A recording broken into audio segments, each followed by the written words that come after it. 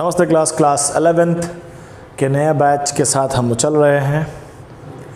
2 videos बनाए जा चुके हैं। ज़बरदस्ती एक ही क्लास को बड़ा कर एक छोटा सा चैप्टर को बड़ा करने का कोशिश है, अदरवाइज़ ये चैप्टर है नहीं 3 दिन का, फिर भी ट्राई किया जा रहा है कि 2-3 दिन में थोड़ा इंटरेक्शंस हो जाए, आप हमें जान लें। जानते तो हो, कुछ लोग नहीं जानते होंगे, तो वो हमें जान लें, हम उन्हें जान लें, बस ठीक। जब तक ये लॉकडाउन है आराम से रिकॉर्डिंग करिए और बच्चे को पढ़ाइए। ट्राई है हम लोग का पूरा ट्राई है कि इन कपल ऑफ डेज़ बच्चों का इंक्वायरी आ रहा है, अच्छा लग रहा है, बच्चे पूछ रहे हैं। आप बायोलॉजी से स्टार्ट कर सकते हैं।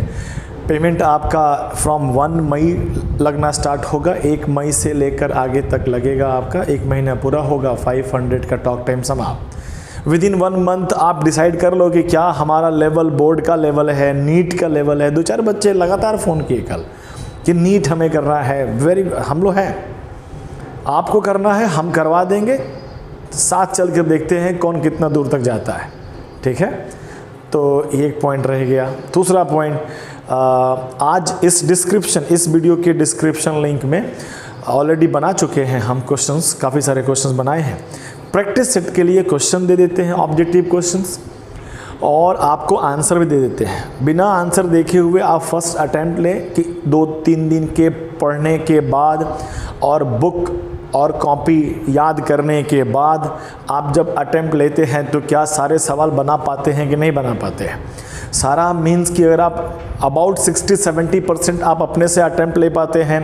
बायोलॉजी है, हमेशा 10-5 क्वेश्चंस के अजीब से क्वेश्चन टपकने का चांसेस हमेशा रहता है, तो वो भी हम आपको as a kind of practice दे दिए हैं कि आप प्रैक्टिस कर लो। तो लगभग 70-75 सवाल, 70-75 क्वेश्चंस बना सके हम इस चैप्टर से। बहुत छोटा चैप्टर है तब, अदरवाइज प्लानिंग है कि 100-150 सवाल हम आपको दे देंगे हर चैप्टर में, और जब हम एग्ज़ाम लेंगे तो 50 क्वेश्चन और दे देंगे। तो लगभग 150 या 200 का क्वेश्चन एक तैयार रहेगा आपके पास। आप इमेजिन करो कि 15-20 चैप्टर होंगे तो 2-2.5 हज़ार सवाल रहेंगे आपके पास। हमें उसी को बार बार रिपीट करना है, क्वेश्चंस, ऑब्जेक्टिव क्वेश्चंस, ठीक है।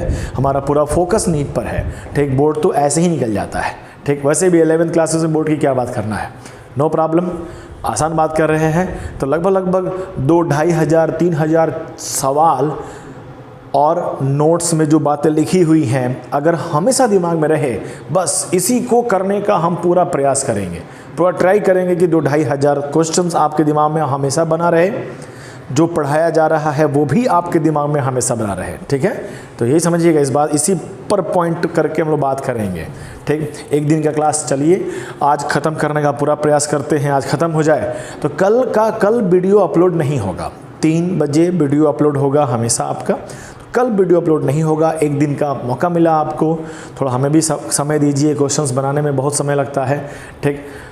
तो 1 दिन का रेस्ट करें, रेस्ट नहीं जान लगा दीजिए। पहली बार आपको चैप्टर मिला, ठीक, उसका प्रिपरेशन कर लो। क्वेश्चंस हम ऑलरेडी दे चुके हैं, आज के डिस्क्रिप्शन लिंक में आपको मिल जाएगा। आप उस पर काम करो, याद करो, थोड़ा सा कुछ क्वेश्चंस याद करो, कुछ थ्योरी को समझो, ठीक। और डे आफ्टर टुमारो एक पेपर देंगे हम आपको, वो भी डिस्क्रिप्शन में लिंक रहेगा, उसको ओपन करना है, मोबाइल में क्वेश्चन लिखना है, ऑब्जेक्टिव है, 1 का B, दूसरे का C, तीसरे का, ऐसे करके ऑप्शनल क्वेश्चंस हैं, आप उसे बना दीजिए।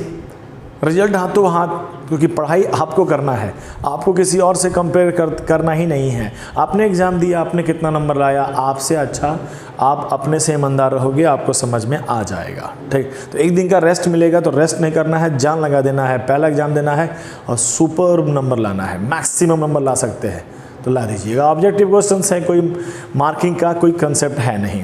टन 4 मिनट ले लिए, 4 मिनट में बिना कोई पढ़ाई लिखाई ले लिया आपको। काफ़ी ज़्यादा ब्राइटनेस है, राइट।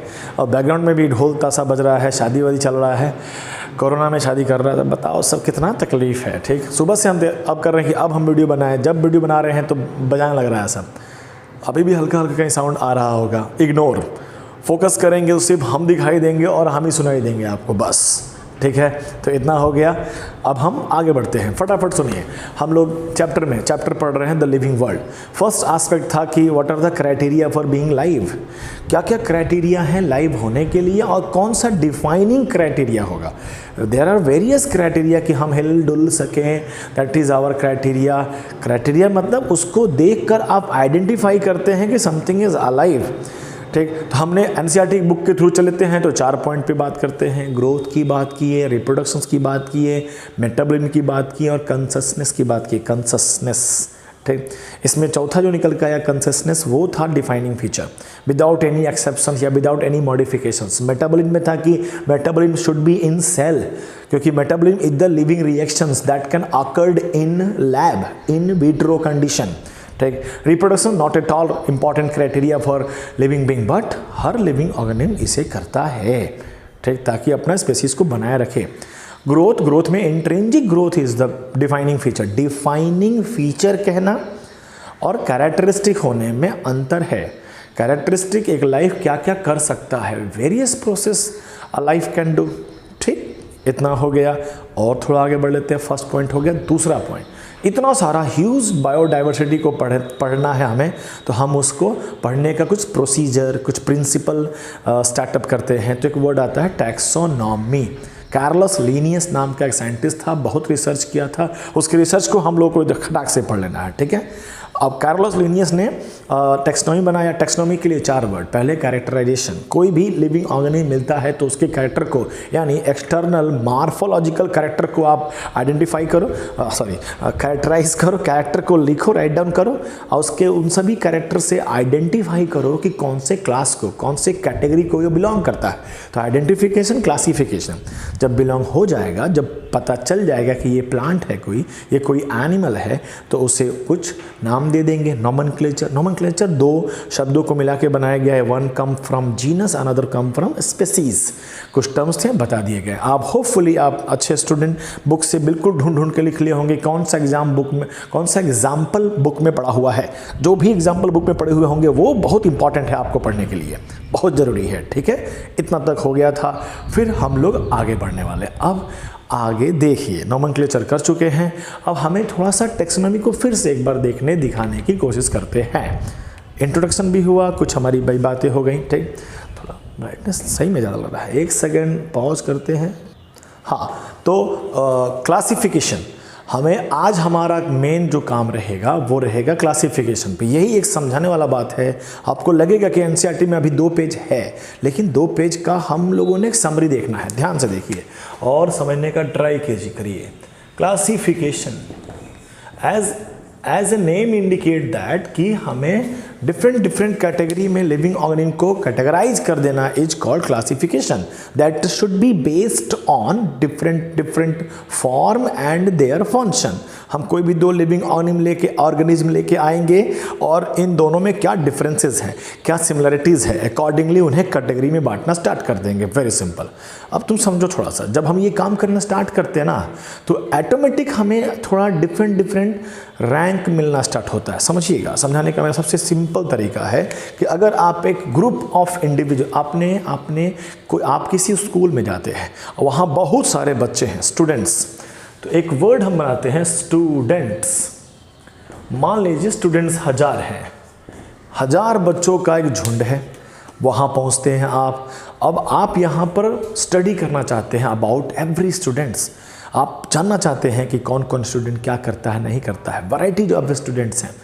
वैरायटी माने कहने का मतलब ये हुआ कोई क्लास 1 का है, कोई क्लास 2 का है, कोई क्लास 8 का है, कोई 10 का है। ठीक, बॉयज़ हैं, गर्ल्स हैं, कई सारी बातें हैं, ह्यूज डाइवर्सिटी। ठीक, तो आपने क्या किया, आपने इसे कैटेगरी में बांटना स्टार्टअप किया, क्योंकि जैसे ही कैटेगरी में बांटेंगे तो बच्चों की संख्या हर एक कैटेगरी में थोड़ी कम हो जाएगी। ठीक, और उनके बीच में सिमिलैरिटी थोड़ा बढ़ जाएगा। ऐसा कुछ कि हमने बॉयज़ और गर्ल्स बांट दिए, तो जैसे ही बॉयज़ और गर्ल्स बांटे तो हमें स्टूडेंट्स के 2 कैटेगरी मिल सकते हैं। एक बॉयज़ का मिलेगा कैटेगरी और एक मिला गर्ल्स का।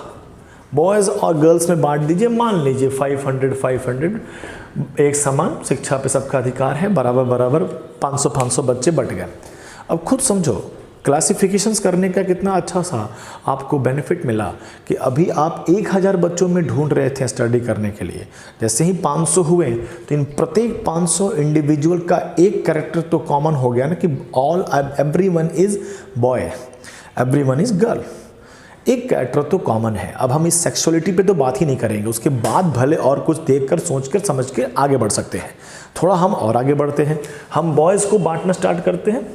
जैसे ही बांट सकते हैं, यहाँ 3-4, ऐसा नहीं है कि हर बार 2 पार्ट बांट सकते हैं, वो तो आपके बेसिस पे डिपेंड करता है कि on what basis you are differentiating.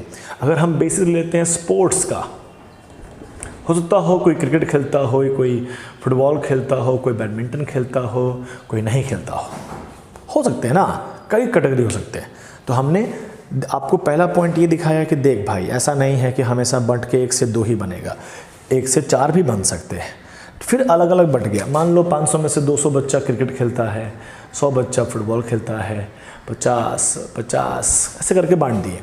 एक बात आप देख पा रहे होंगे, जैसे हमने एक कैटेगरी और बनाया तो संख्या कम हो गई ना, संख्या कम हुई, लेकिन साथ साथ में सिमिलैरिटीज़ अमंग ऑर्गेनिज्म काफ़ी ज़्यादा हो गया, राइट। ये इनमें हमें ये अब ये नहीं समझना है, ये सबके सब स्टूडेंट्स हैं, नंबर 1 कैरेक्टरिस्टिक। नंबर 2, सबके सब लड़के हैं, सबके सब क्रिकेट खेलते हैं, तो 3 कैरेक्टरिस्टिक तो काफ़ी कॉमन हो गए, ठीक। हमें अब इंडिविजुअली, अब तुम इमेजिन करो कि स्टूडेंट में किसी बच्चे को पकड़ते तो हमें हर सवाल के साथ चलना पड़ता कि क्या ये स्टूडेंट है, हाँ है। नंबर 2, क्या ये लड़का है कि लड़की है, पूछना पड़ता। फिर क्या ये क्रिकेट खेलता है कि फुटबॉल खेलता है, पूछना पड़ता हर एक इंडिविजुअल से। लेकिन यहाँ हम वो बात नहीं करेंगे। और आगे बढ़ सकते हैं तो क्रिकेटर को भी बांट सकते हैं कि कोई बैटिंग करता है, कोई बॉलिंग करता है, कोई फील्डिंग करता है, ठीक। हम बॉलिंग में बांट सकते हैं, ज़्यादा टाइम लेते हैं, कोई फास्ट फेंकता है, कोई स्लो फेंकता है, स्लो में बांट सकते हैं, कोई लेफ्ट हैंड से फेंकता है तो कोई राइट हैंड से फेंकता है। आप समझ गए होंगे, इसका कोई एंड नहीं है, हम बस बढ़ते जाएंगे बढ़ते जाएंगे बढ़ते जाएंगे, हर बार 2-2 बातें 3-3 बातें करते चले जाएंगे, depending upon the what our basis. कहना क्या चाहते हैं हम यहाँ पर, ध्यान से देखना। हम हर बार क्या करते आ रहे हैं, क्लासिफिकेशन करते आ रहे हैं, हर बार क्लासिफिकेशन किया गया, अलग अलग कैटेगरी बनते जा रहे हैं, बनते जा रहे हैं, बनते जा रहे हैं। इसी को तो टैक्सोनॉमी कहते हैं, नो प्रॉब्लम। अब थोड़ा बारीकी से ये देखो कि हमने एक बड़ा सा नाम बोला है student. Everyone is a student, everyone belongs to student, ठीक। भेंट लेकिन किससे होगा, भेंट होगा कोई राइट हैंड से स्लो फेंकने वाला बॉलर जो क्रिकेट खेलता है, लड़का है, वो स्टूडेंट है, मिलेगा भेंट तो हमको इससे हुआ है, ठीक। और ये सब तो इसके इमेजिनरी या उसके कुछ प्रॉपर्टीज हैं, ये सबसे बड़ा बात हो गया। इसके अंदर हमें ये एक अनदर कैटेगरी मिला, इसके अंदर हमें एक अनदर कैटेगरी मिला। आप ध्यान से देखो, सबसे बड़ा कैटेगरी कौन होगा, सबसे ऊपर वाला, सबसे जिसमें सबसे ज़्यादा लाइफ होंगे वो सबसे बड़ा कैटेगरी हो गया। आसान बात कह रहे हैं, सिंपल बात कह रहे हैं, ठीक है। तो ये स्टूडेंट के, अगर हम इस एक सेकंड, अभी ध्यान आया कि हमने तो फ्लाइट मोड पे किया ही नहीं है, समझिएगा, फ्लाइट मोड पे किया नहीं है, फ़ोन आ जाएगा तो खट से बंद हो जाएगा। थोड़ा हम ट्राई करते हैं फ्लाइट मोड पे लाने का, कट गया तो फिर दोबारा बनाएंगे, इसके बाद बनाएंगे, ठीक है। मतलब 2 वीडियो अपलोड होगा, हमको लिंक करने आता नहीं है। 1 सेकेंड, चलो सक्सेसफुली, वाह, हो गया, अच्छा लगा। चलो आगे बढ़ते हैं। हाँ जी, अलग अलग, एक बड़ा कैटेगरी है, उसके अंदर छोटा कैटेगरी है, उसके अंदर छोटा है, उसके अंदर छोटा कैटेगरी है, बहुत सारे कैटेगरीज हैं। तो देख पा रहे हो, सबसे बड़ा कैटेगरी, तो सबसे बड़ा रैंक हो गया, हाईएस्ट रैंक। उस हाईएस्ट रैंक का नाम हो गया स्टूडेंट। उसके अंदर उससे थोड़ा छोटा रैंक मिला, फिर उसके अंदर अनदर छोटा रैंक मिला, होते होते होते स्मॉलेस्ट, लोएस्ट रैंक, सबसे छोटा रैंक मिला। ये समझ पा रहे हो कि जैसे ही आप किसी लाइफ का क्लासिफिकेशन करना शुरू करते हैं हॉरिजेंटली, तो आपको एक वर्टिकल डिस्ट्रीब्यूशन भी नजर आता है। This is vertical distribution on first top rank, at last low rank, मिलता तो यही सब है आपको, ठीक। तो बांटने वाले ने इस पे काम किया है, बांटने वाले ने अर्थ पर के सारे लाइफ को बांटने के लिए सबसे बड़ा रैंक बनाया है। क्लास 9th में पढ़े होंगे, R.H. व्हिटेकर नाम का एक साइंटिस्ट था, उसने अर्थ के सभी लाइफ को बांटना स्टार्ट कर दिया। तो उसने बड़ा पहले 5 रैंक बनाया, 5 किंगडम ऑफ क्लासिफिकेशन सुने होंगे, कंफर्म सुने होंगे। तो सबसे बड़ा रैंक का नाम हो गया किंगडम। आप देख रहे हो ना, स्टूडेंट एक हेडिंग था, उस हेडिंग के अंदर लाइफ थे, ह्यूज डाइवर्सिटी था। उस डाइवर्सिटी को क्लियरिफाई करने के लिए और फर्दर बंटवारा करने लगे हम horizontal, that is called classification. ये क्लासिफिकेशन हो रहा है और ऐसे ऐसे करते करते हमें अलग अलग रैंक मिल रहा है। बड़ा रैंक, छोटा रैंक, छोटा रैंक, तो एक रैंकिंग सिस्टम बन गया ना। दैट रैंकिंग सिस्टम, एक रैंकिंग सिस्टम फॉर्म हो गए, ठीक। ये सब की जरूरत नहीं लिखने की हम लोग को, ये तो समझा दिए ना, आपको समझ में आ भी गया होगा, नहीं तो आप रिपीट भी कर सकते हैं। एक रैंकिंग सिस्टम बन गया, that is called hierarchy. Hierarchy या हायरार्की ऑफ क्लासिफिकेशन। एक और वर्ड मिला, परेशान नहीं होना है। What is hierarchy of classification? Ranking system of life is called hierarchy of living organism, hierarchy of classification। hierarchy में, hierarchy मतलब होता है रैंकिंग सिस्टम। सबसे बड़ा रैंक का नाम क्या हो गया? Kingdom. This is the top rank. अब किंगडम के अंदर, जैसे हम लोगों ने अभी यहाँ बांटा था ना, स्टूडेंट के अंदर बॉयज़ गर्ल एक सेम कैटेगरी का नाम हुआ, ठीक। बॉयज़ के अंदर क्रिकेटर हैं, फुटबॉलर हैं, बैडमिंटन वाले खेलने वाले हैं, नहीं खेलने वाले हैं, तो फिर एक सेम कैटेगरी है स्पोर्ट्समैन, ठीक। स्पोर्ट्स के नाम पर 5-6 नाम अलग अलग हैं। तो हम फिर कैटेगरी बांटना शुरू करते हैं। किंगडम के अंदर बांटेंगे तो 4-5 उनके कैटेगरी मिल सकते हैं। बुक ने नाम लिखा है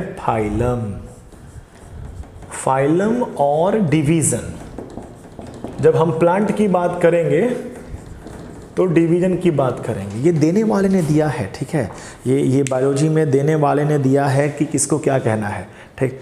प्लांट के केसेस में फाइलम वर्ड नहीं यूज किया जाता है, डिवीजन वर्ड यूज किया जाता है। आप अगर समझ रहे हैं तो क्या समझ रहे हैं? This is rank, this is rank, another rank, थोड़ा सा लो रैंक का है, ठीक।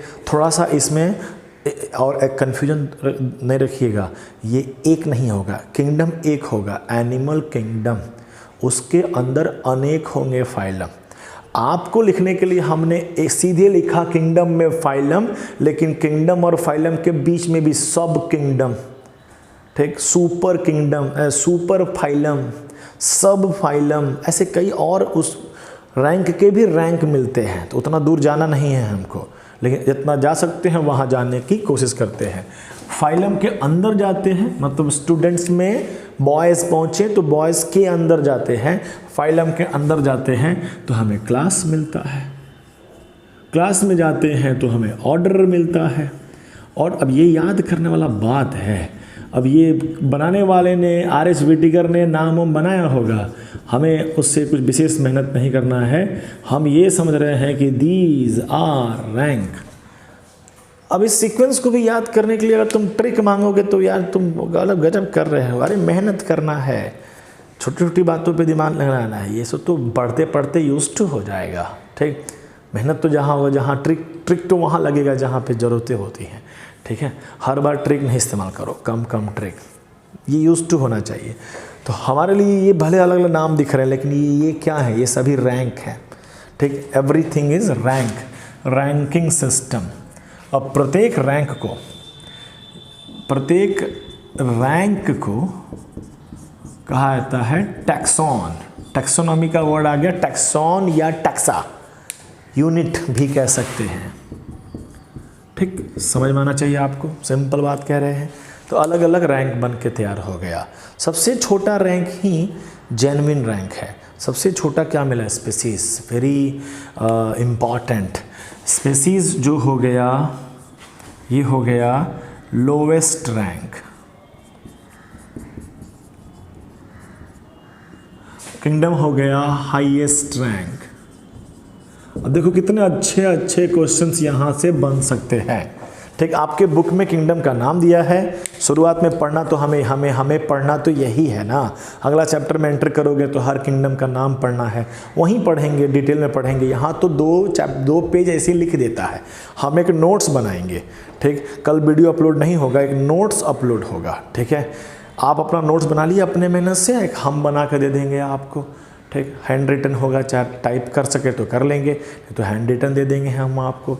आप उस नोट्स को भी उतार लें, जहाँ जगह जगह खाली हो, जो लगे कि हमने ज़्यादा लिख दिया है तो आप उसे लिख लें, एक नोट्स तैयार हो जाएगा। ठीक है, तो हम अभी ये बात नहीं करने वाले हैं कि कौन सा किंगडम में कौन सा फैलम आता है। आगे का यूनिट, आगे का चैप्टर में यही पढ़ना है। ठीक है, तो ज़बरदस्ती बार बार रिवीजन, बार बार तकलीफ नहीं करना है। आगे बढ़ते हैं, हम सिर्फ इसी से क्या क्या जान सकते हैं। ठीक, कुछ बातें हैं, जैसे कि नाम है, स्पीसीज को जो वर्ड था, ये जॉन रे नाम के साइंटिस्ट ने ये वर्ड दिया था, species. What is a species? Species वो होते हैं जो आपस में रिप्रोडक्शन कर सकते हैं। क्लास 9th और क्लास 10th का बेसिक चीज़। स्पीसीज, ह्यूमन बींग एक स्पीसीज है, उस एक group of individual can interbreed, can breed, can reproduce with each other and produce fertile offspring.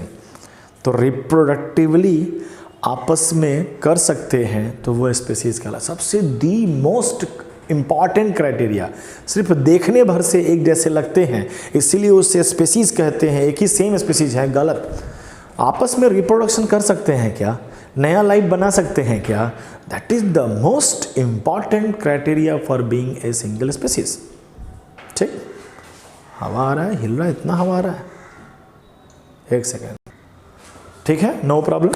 एक ये हो गया बातें, जॉन रे वाली बातें भी हो गई, आपको देख लेना है। ठीक, इसी का एग्जिस्टेंस है। एग्जिस्टेंस मतलब आप आँख खोल के देखोगे तो हम दिखाई देंगे, ह्यूमन बींग दिखाई देगा। ह्यूमन बींग, होमो सैपियंस एक स्पीसीज है। हम लोग आते हैं एनिमल किंगडम में, तो कहीं पर कोने में एनिमल किंगडम नहीं मिलेगा, जब मिलेगा तो स्पीसीज मिलेगा। तो यही एक बेसिक यूनिट हो गया हमारे एंटायर क्लासिफिकेशन का, यही एक बेसिक है, ये इसी का एग्जिस्टेंस है, बाकी सब तो कंसेप्चुअल वर्ड हो गए। No problem. क्वेश्चंस क्या पूछे जा सकते हैं कि लोवेस्ट रैंक वाले में जो डाइवर्सिटी होगा, लाइफ की डाइवर्सिटी, लाइफ डाइवर्सिटी, बायोडाइवर्सिटी आपसे पूछें, फ्रैक्शन ऑफ सेकंड में जवाब आना चाहिए आपके मन में कि लोवेस्ट रैंकिंग में बायोडाइवर्सिटी कंपेयर टू किंगडम ज़्यादा होगा कि कम होगा? कम होगा। देखिए ना, संख्या 1000 था ना स्टूडेंट्स का, तुमको क्या लगता है सबसे नीचे वाले में 1000 बच्चे होंगे, 15-20 होंगे ना। और जब संख्या ही घट गया तो डाइवर्सिटी इज व्हाट, वैराइटीज़। 1000 में डाइवर्सिटी ज़्यादा मिलेगा, 15-20 में तो मेजॉरिटी में सिमिलरिटीज़ मिल रहा है। तो बायोडाइवर्सिटी इन लोवेस्ट रैंकिंग क्या हो गया, लोवेस्ट हो गया, सबसे कम हो गया। लेकिन सिमिलरिटीज़ जो हो गया वो क्या होगा, हाईएस्ट होगा, right. Similarities among the organism सबसे ज़्यादा होगा। जैसे जैसे जैसे नीचे कैटेगरी में आते जाएंगे वैसे वैसे उनके बीच का सिमिलरिटीज़ बढ़ रहा है, उसी के आधार पे तो बांट रहे हैं, और जिसमें और संख्या घट रहा है। सेम चीज़ उल्टा कर देंगे कहाँ, हाईएस्ट रैंकिंग पर, कि इधर BD लिख रहे हैं, BD जगह की कमी है, आप पूरा लिखिएगा, इधर लिख देते हैं। प्रॉब्लम क्या है, बायोडाइवर्सिटी हाई है, बहुत ज़्यादा है, लेकिन सिमिलरिटीज़ जो है, सिमिलरिटीज़ वो काफ़ी कम है, बहुत ज़्यादा वैरायटी है। तो आपस में जो मैचिंग वाला बात बहुत कम है। हम जब भी बात कर रहे हैं तो कंपेयर कर रहे हैं, जब किंगडम की बात कर रहे हैं तो स्पीसीज से कंपेयर कर रहे हैं, और जब स्पीसीज से बात कर रहे हैं तो किंगडम से बात कर रहे हैं। ठीक है, तो आप इसको एक स्क्रीनशॉट ले लेंगे, काम ख़त्म, डन। ठीक, कोई दिक्कत नहीं, अभी हटा देते हैं, 2-3 बार हो चुका है। तो मेन मेजॉरिटी में हमने ये काम कर दिया, समझो तो यही था अपना। ठीक, चलिए अब फटाफट अब हम बात कर लेते हैं तीसरा पॉइंट। ठीक, चैप्टर बढ़ गया अपना, अच्छा खासा आगे बढ़ गया। सोच रहे थे कि बैंड बाजा वाला थोड़ा देर के लिए सुस्ता रहा है सब, तब तक काम हो जाएगा अपना, ठीक है। कहते हैं इस चैप्टर का पहला पॉइंट था defining criteria of living being identified. दूसरा था कर लो बायोडाइवर्सिटी को पढ़ लो, टैक्सोनॉमी। टैक्सोनॉमी में Carlos Linnaeus, binomial nomenclature, systematics word that is different from taxonomy. Systematics is the evolutionary relationship, phylogeny, ठीक। एक क्लासिफिकेशंस कैसे करते हैं, डिफरेंट टैक्सा मिलता है। टैक्सा जब बोले तो रैंक समझो, यूनिट समझो, कोई एक कैटेगरी समझो, ठीक। Hierarchy is the ranking system. जब रैंकिंग सिस्टम होगा तो कोई टॉप रैंकिंग का होगा, कोई बॉटम रैंकिंग का होगा। कैसे डाइवर्सिटी चेंज होता है उसके बारे में बात हो गई। मोस्ट इंपॉर्टेंट स्पेसीज़ के बारे में बात हुई, ठीक। आप बुक खोलोगे तो एग्जाम्पल लेके चलता है, ठीक, कि होमोसेपियंस किस में आते हैं, कौन सा जीनस से आता है, उसके कितने स्पेसीज़ होते हैं। हायर कैटेगरी के कई सारे लोअर कैटेगरी होंगे, फिर उसके अनदर लोअर कैटेगरी होंगे। आपके लिए हमने 7 टैक्सा लिखा, 7 टैक्सा, बट उसके अंदर और कर कर लगभग 21 होते हैं। ध्यान रहेगा, ठीक। तो 7 टैक्सा तो पढ़ना है हम लोगों को, ठीक। अगला में जाएंगे तो देखा जाएगा, तो हम पूरा स्किप कर जाते हैं कि हम ये नहीं बात करते हैं कि किंगडम का नाम लेकर, एनिमलिया किंगडम का नाम लेकर उसके फर्दर बंटवारा करें। क्लास 9th में भी आपने पढ़ा है, ठीक। R.H. विटिकर का नाम सुना सा है, नहीं सुने तो अगला चैप्टर में सुना ही देंगे, ठीक। अब हम तीसरा बात करते हैं कि अब हम बीइंग ए साइंटिस्ट, एक लाइफ मिल जाता है, एक लिविंग ऑर्गेनिज्म मिल गया, तो हम पता करना चाहते हैं कि भाई ये कौन सा कैटेगरी में जाएगा। तो उसके लिए हेल्प हमारे पास मौजूद है। पूरे साइंटिस्ट जो भी हमारे प्रीवियस साइंटिस्ट थे, रिसर्चर थे, उन लोगों ने काफ़ी मेहनत कर हम लोग के लिए हेल्प छोड़ के गए। तो हम लोगों के पास कुछ टैक्सोनॉमिक एड है, AID, that is called help. Taxonomic aid है। हम थोड़ा समय बचाने के लिए फटाक से बोर्ड पर लिख लेते हैं जादू करके, ठीक है। अभी वो जादू होगा तुरंत। हाँ जी, देखिए फटाक से आ गया बोर्ड पर। आइए ध्यान दीजिए, अब हमें टैक्सोनॉमी एड के बारे में पढ़ना है। टैक्सोनॉमी का मतलब हो गया हमें classification procedure and principle of classification को कहते हैं टैक्सोनॉमी। और अब हमें टैक्सोनॉमी में हेल्प चाहिए। एड का मतलब होता है हेल्प। तो कई साइंटिस्ट ने हर्बेरियम बना के रखा हुआ है। हर्बेरियम का मतलब कहीं आप सुने होंगे, हर्ब्स सुने होंगे, हर्ब्स।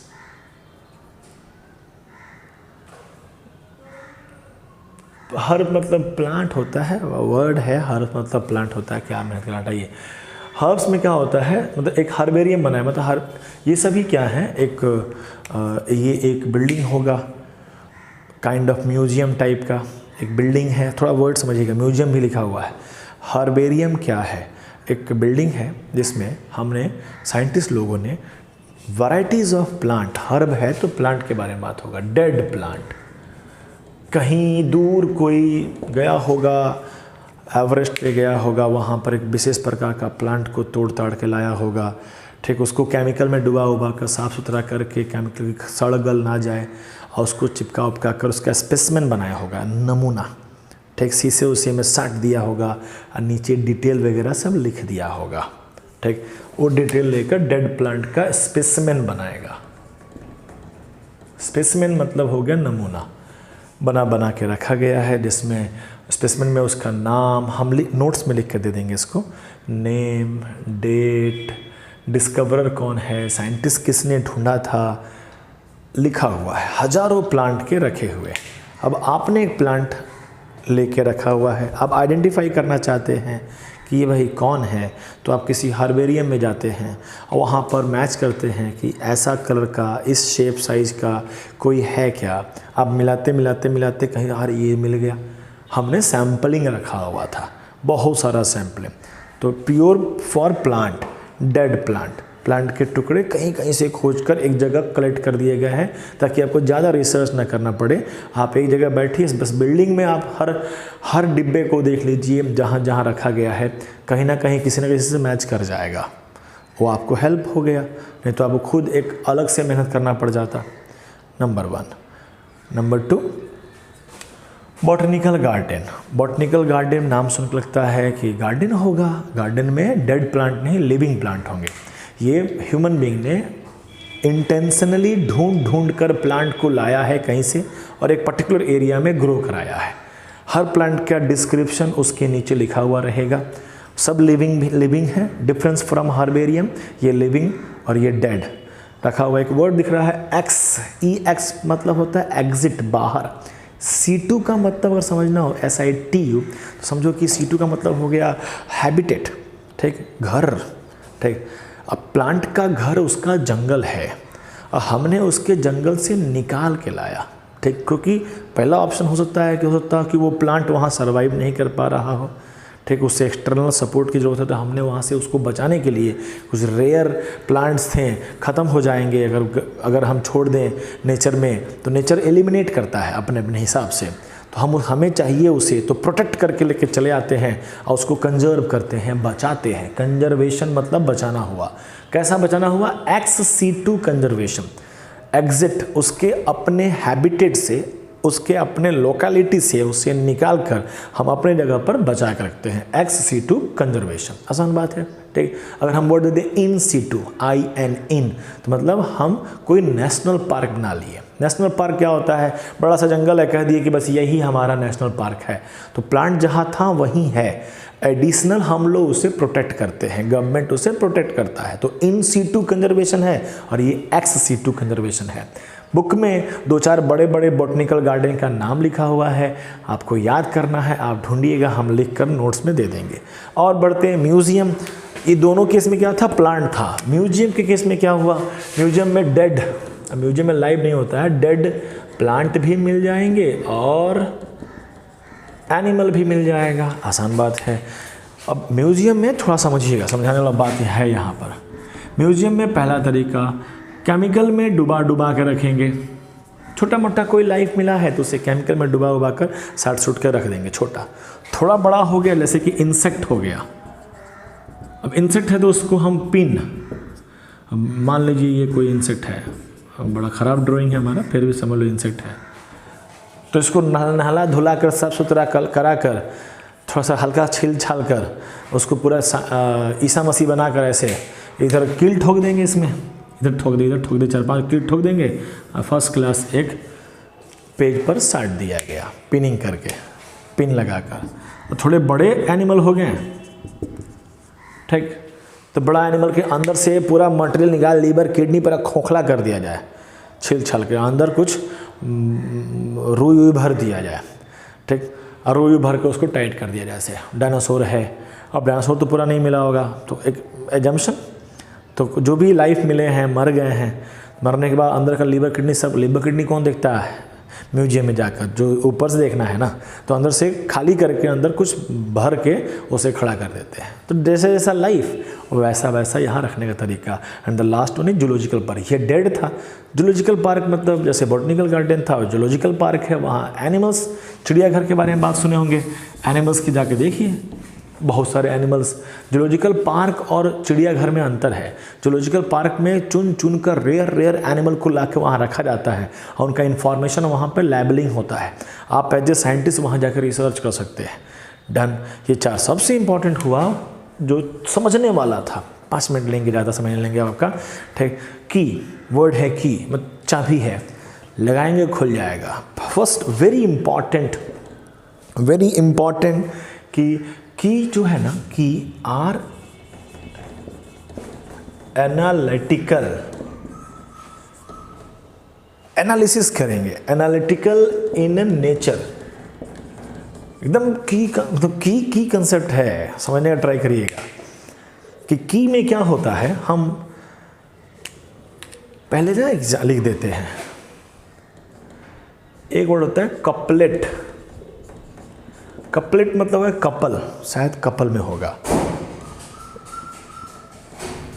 2 कैरेक्टरिस्टिक होंगे, उसे कपलेट कहते हैं। 2 कैरेक्टरिस्टिक में का प्रत्येक एक, ईच वन को लीड कहा जाता है। अभी समझाएंगे, अभी हम घोड़ेगा नहीं, लीड और कपलेट समझने का ट्राई करिए। हमारे पास एक लाइफ है और हम चाहते हैं कि हमें कोई हेल्प कर दे कि ये लाइफ किस कैटेगरी को बिलोंग करता है। तो हमारे पास एक किताब मिलता है, किताब में कई सारे की हैं। की नंबर 1, ये अगर आप लिख लिए होंगे, थोड़ा सा जगह बचे हमारा, ये आप पूरा लिख लिए, स्क्रीनशॉट ले लिए, लिख लिए आप। लास्ट कंसेप्ट है, समझिएगा। हमारे पास पहला की है। पहला की क्या कहता है, लिखा हुआ है स्टेटमेंट नंबर 1। फर्स्ट की कहें चाहे कपलेट कहें, फर्स्ट कपलेट क्या है हमारे पास, एक कपल में स्टेटमेंट है क्या, made up by one cell, और दूसरा है made up by more than one cell. ये दो स्टेटमेंट हमारे एक कपलेट हुए, कपलेट कहो या की कहो, और प्रत्येक स्टेटमेंट लीड है। लीड मतलब ये लीड करेगा हमें आगे बढ़ने में। एक और हम कपलेट देख लेते हैं। मान लो पहला स्टेटमेंट हो गया हैव न्यूक्लियस, नो न्यूक्लियस। तीसरा लिख लो ऑटोट्रॉप और हेटेरोट्रॉप। अब हम ये बहुत दूर तक ले सकते हैं। अब तुम समझो क्या है, व्हाट इज की। की इज द एनालिटिकल। की जो है वो एनालिटिकल इन नेचर है, मतलब हमें एनालिसिस करना पड़ेगा। मेरे पास पता नहीं कैसा एक लाइफ है, तो हम फर्स्ट की के पास जाते हैं, फर्स्ट कपलेट के पास जाते हैं, और फर्स्ट कपलेट है वो पूछता है कि क्या क्या है, एक सेल का है क्या।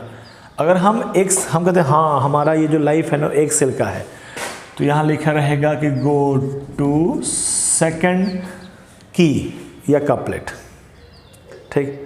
अगर कहा नहीं हमारे पास एक नहीं बहुत सारे सेल हैं, तो go to third couplet, third की। समझ रहे बात को। अगर मेरे पास एक से ज़्यादा है तो हम दूसरा की नहीं देखेंगे, थोड़ा एनालिसिस हुआ ना, हम तीसरा भी बात करेंगे, ठीक। क्योंकि हम जानते हैं एक से ज़्यादा हो गया तो उसमें न्यूक्लियस होगा ही होगा, गारंटी है। न्यूक्लियस होने के बाद क्या वो खाना बना पाता है नहीं बना पाता है, ठीक। अगर हम पहला की यूज कर लेते हैं, फर्स्ट की, मतलब मेरे पास जो लाइफ है वो सिंगल सेल का बना है, तो हम दूसरे की के पास पहुंचते हैं। हैव न्यूक्लियस, है न्यूक्लियस है कि नहीं है। अगर नहीं है तो हमारे पास एक किंगडम का नाम पड़ा है मोनरा, समझिए आइडेंटिफाई हो गया ना। शायद 2 की लगाएं हमारा काम हो गया कि ये तो मेरा मोनरा किंगडम को बिलोंग करता है, लेकिन ज़रूरी तो ऐसा नहीं है। हो सकता हो कि एक ही सेल का बना हुआ हो और उसमें न्यूक्लियस हो, तो अभी अब कन्फ्यूजन है, तो कह देगा आप तीसरा की के पास जाइए। आप यहाँ पे जाते हैं, ऑटोट्रॉप है कि हेटेरोट्रॉप है। अब आप बात कर लें उसमें और आगे बढ़कर, हो सकता हो कि डिफाइन हो जाए कि ये प्लांटिया है, हो सकता हो कि इसमें डिफाइन हो रहा हो तो कोई एक और पॉइंट बोल दिया जाए कि मोटाइल और नॉन मोटाइल। मोटाइल मतलब मूवमेंट नहीं है, मूवमेंट। समझिए क्या कहना चाहते हैं कि एक एनालिटिकल फीचर है, उस एनालिटिकल फीचर के अकॉर्डिंग हम एनालिसिस करते जाते हैं। कई सारे की मिलेंगे, हर एक की में 2 स्टेटमेंट होते हैं, कपलेट कहते हैं उसको। प्रत्येक एक अकेला स्टेटमेंट लीड का काम करता है, लीड करेगा आगे के लिए कि कैसे आप एनालाइज करेंगे। हो सकता हो कि पहला लीड कर गया सीधे तीसरा की को या चौथा की को, डिपेंड करता है कि आपके हाथ में क्या है, डिपेंड करता है ये कैसा चार्ट बन के मेरे पास पड़ा हुआ है। ये तो हमने अपने मन में सिंपल बनाया ना, ताकि हम यहाँ पे फट से पहुँचा दिए मोनरा। हो सकता हो यहाँ प्लांटिया पहुँच जाए, हो सकता हो यहाँ पे नहीं मिला तो आगे बढ़कर कहीं एनिमली या कहीं फंगस ऐसे पहुँच सकते हैं, ठीक। छोटा सा डिस्क्रिप्शन हम लिख कर जरूर दे देंगे आपको। डन। अभी हम फटाफट आपको बोल दें 2-3, अभी बस ख़त्म हो गया, बस 2 ही 3 बाकी है। हम सिर्फ हेडिंग दे देते हैं आपको, आप स्क्रीनशॉट ले सकते हैं इसके पहले वाला में। एक वर्ड है फ्लोरा, एक वर्ड है आपका मैनुअल, ये एनसीईआरटी ने एक वर्ड इस्तेमाल किया है। एक वर्ड है मोनोग्राफ, एक वर्ड है कैटालॉग। कैटालॉग तो मैगजीन का नाम होता है। ये सभी क्या हैं, डॉक्यूमेंटल्स हैं, ये डॉक्यूमेंट्स हैं, डॉक्यूमेंट्स। फ्लोरा मतलब प्लांट होता है, फना मतलब एनिमल होता है, फ्लोरा एंड फना, ठीक। तो प्लांट है ये, इसमें किसी पर्टिकुलर एरिया में, समझिएगा पर्टिकुलर एरिया में, जैसे बिहार गवर्नमेंट ने कहा कि गोपालगंज के एरिया में जितने भी प्लांट हैं उसके हैबिटेट के बारे में, वो उसका मॉर्फोलॉजी के बारे में लिख कर आप एक लिस्ट बना लीजिए। और आपके हाथ में एक प्लांट पड़ा हुआ है, तो अगर आपको वो लिस्ट मिल गया, फ्लोरा मिल गया, फ्लोरा ऑफ गोपालगंज मिल गया, तो गोपालगंज में आपने प्लांट का देख लेना है कि भाई यहाँ पर कौन कौन प्लांट है। कोई तो मिल रहा होगा हमारे से, तो हमें हेल्प हो जाएगा। सिंपल कह रहे हैं, ठीक। मैनुअल भी एक पर्टिकुलर एरिया में ही है, ठीक है। इसमें all species of plant and animal. आप गोपालगंज का मैनुअल निकालते हैं तो उसमें प्लांट एनिमल सब कुछ मिल जाएगा। आपके बुक में सिर्फ प्लांट पे बात किया है, नेमिंग को लेके बात कर रहा है कि मैनुअल में जितने प्लांट हैं सबके नाम के अकॉर्डिंग हम लोग बात कर लेते हैं। सिंपल, ठीक, कि अल्फ़ाबेटिकली नाम लिखा हुआ होगा, आपके पास जो प्लांट है उसका नाम कुछ ना कुछ होगा। आपको मिल गया गोपालगंज का मैनुअल, तो मैनुअल में देख लिए, नाम से मैच कर लिए, उसके बारे में जानकारी ले ली। जो आपको नहीं पता था, ऑलरेडी रिटन था, तो क्यों मेहनत करेंगे। पॉइंट यही है कि ऑलरेडी इस प्लांट के बारे में कुछ इन्फॉर्मेशन लोगों ने बना के रखा है। अगर वो इन्फॉर्मेशन सीधे आप ले ले तो आप आगे रिसर्च करोगे ना, यही इंपॉर्टेंट पॉइंट था, ठीक। अगर आप पहले झूठ मूठ कर रिसर्च कर रहे हो, 2-4 साल लगाने के बाद आपने जो स्टेटमेंट निकाला हो, तो ऑलरेडी किसी ने निकाल चुका है ना, किसी साइंटिस्ट का 4-5 साल लग चुका है, फिर आपका तो वेस्ट हो गया ना। तो आप सबसे पहला काम ये करो कि भाई इसके बारे में कितना जानकारी है, वो मिलने के बाद ना आगे बढ़ेंगे। तो ये हेल्प कर गया ना, मैनुअल या फ्लोरा लगभग सेम बात, प्लांट के बारे में ही दोनों बात करते हैं। इसमें प्लांट और एनिमल दोनों होता है, लेकिन आपके एनसीईआरटी में सिर्फ प्लांट लिखा है। और बढ़ते हैं मोनोग्राफ, नाम में लिखा होगा मोनो मतलब सिर्फ एक, कोई एरिया नहीं है, किसी एक टेक्सा के बारे में, कोई भी एक टेक्सा, कोई भी एक कैटेगरी, कोई भी कैटेगरी ले लो, स्पीसीज की बात कर लो, जीनस की बात कर लो, ऑर्डर की बात कर लो, किंगडम की बात कर लो, किसी भी एक कैटेगरी की बात करते हैं और उसके बारे में, किसी एक स्पीसीज के बारे में पूरा इंफॉर्मेशन है, कोई मोनोग्राफ होगा। तो स्टेटमेंट समझ रहे, स्टेटमेंट कहीं किताब लाइब्रेरी टाइप का होगा, कहीं कुछ, वहाँ पे हमें फ्लोरा रखा हुआ है, हमारे पास मैनुअल है, हमारे पास मोनोग्राफ है, तो हम कोई मोनोग्राफ पकड़ लेते हैं। हो सकता है यही हिंट कर रहा हो, मैनुअल में आइडेंटिफाई कर लें कौन है हमारा प्लांट, ये है, चलो उसका मोनोग्राफ देखते हैं। मोनोग्राफ में उसमें और डिटेल होगा।